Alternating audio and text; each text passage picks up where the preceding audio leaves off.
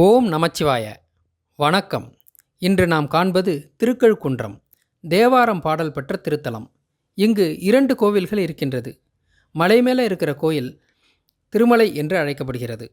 இறைவன் அருள்மிகு சொக்கநாயகி சமேத வேதகிரீஸ்வரர் ஆவார். கீழே ஊருக்குள்ளே இருக்கிற கோயில் தாழக்கோயில் என்று அழைக்கப்படுகிறது. எங்களுடன் இணைந்து மேலும் பல தொன்மையான சிவாலயங்களை தரிசனம் செய்ய ஆருத்ரா தரிசனம் சேனலை சப்ஸ்கிரைப் பண்ணுங்கள். பக்கத்தில் இருக்கிற பெல் ஐக்கானையும் கிளிக் பண்ணுங்கள். இப்போது நாம் மலை மேலே ஏறுவோம். முதல்ல நம்மளை வரவேற்பது பெரிய ஒரு மண்டபம். வடக்கிலிருந்து வரும் பக்தர்கள் இந்த தலத்தை பக்ஷி தீர்த்தம் என்று அழைக்கிறார்கள். இங்கு ரிக்வேதம் வேறாகவும், எஜுர்வேதம் மத்தியிலும், சாமவேதம் அடியாகவும், அதர்வண வேதம் சிகரமாகவும் அமைந்ததால் மலைக்கு வேதகிரி என்று பெயர். இறைவன் வேதகிரீஸ்வரர் ஆவார். இங்கே மாணிக்கவாசகர் சுமந்த இறைவன் திருப்பாதம் இருக்குது. அதை மனதார வணங்கி விநாயகரையும் வணங்கிவிட்டு மலையேறத் தொடங்கினோம். திருக்கழுக்குன்றம்னு பெயரில் குன்று இருந்தாலும் ஏற ஏற மலை போல 565 படிகள் இருக்குது. நல்ல நேர்த்தியான படிக்கட்டுகளாக காணப்பட்டாலும் ஏறுவதற்கு சற்று சிரமமாகவே இருந்தது. இங்கே மலையேறுபவர்கள் 10 படிகள் ஏறிய பிறகு அதே படியில் சற்று நடந்துவிட்டு 10 படிகள் ஏறினால் சிரமம் இல்லாமல் ஏறலாம் என்று குறிப்பு கொடுத்தார்கள். இந்த கோயில் செங்கல்பட்டிலிருந்து 14 கிலோமீட்டர் தொலைவில் உள்ளது. உச்சியில் வேதகிரீஸ்வரர் சுயம்பு லிங்கமாய் அற்புதமாக காட்சி கொடுக்கிறார். அம்மன் சொக்கநாயகி தாயார். இந்திரன் இடி ரூபமாக கர்ப்பகிரகம் மேற்கூரை துளை வழியாக சிவனை வழிபடுவதாக ஐதீகம். மறுநாள் கருவறை வெப்பமாக இருக்கும். இங்கேதான் கார்த்திகைக்கு தீபம் ஏற்றுகிறார்கள்.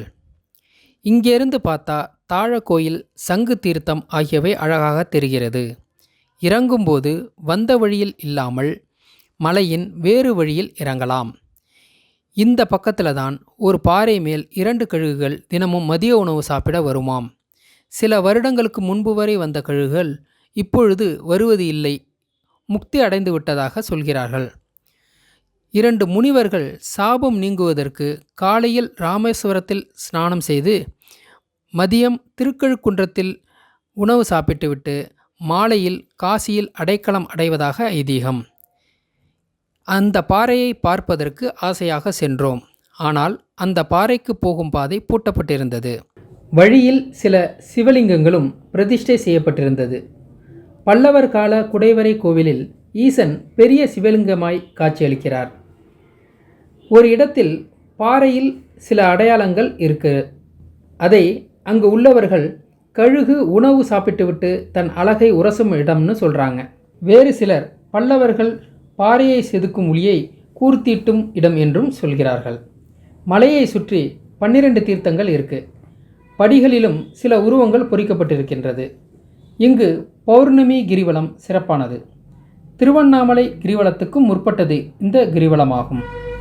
மனநிலை பாதிக்கப்பட்டவர்கள் 48 நாட்கள் சங்கு தீர்த்தத்தில் மூழ்கி குளித்துவிட்டு திருமலை மேல் இருக்கும் ஈசனை வழிபட்டு குணமடைந்தவர்கள் ஏராளம்.